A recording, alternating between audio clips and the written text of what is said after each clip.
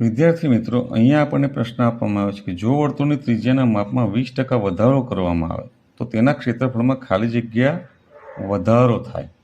અને આપણને જવાબ બધા ટકામાં આપ્યા છે, એટલે આપણે જવાબ ટકામાં શોધવાનો છે. એટલે ક્ષેત્રફળમાં થતો વધારો આપણે ટકામાં શોધવાનો છે. તો વિદ્યાર્થી મિત્રો, આ ક્ષેત્રફળમાં થતો વધારો ટકામાં શોધવા માટે આપણે એક સૂત્ર યાદ રાખીશું કે વર્તુળના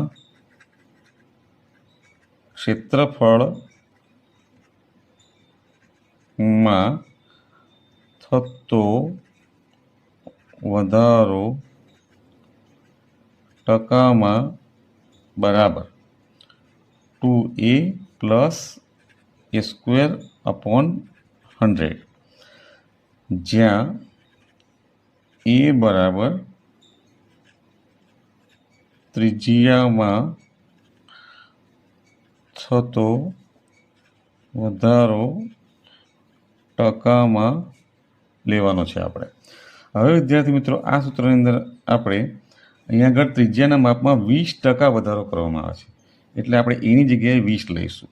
એટલે 2 × 20 + a² એટલે 20^2/100. તો અહીંયા આગળ 2 × 20 એટલે કેટલા થશે?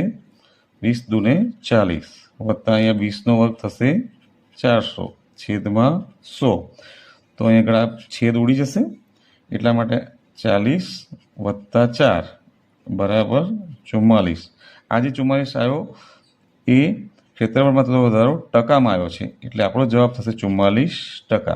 એટલે આપણો જવાબ સી એટલે કે 44% સાચો જવાબ છે.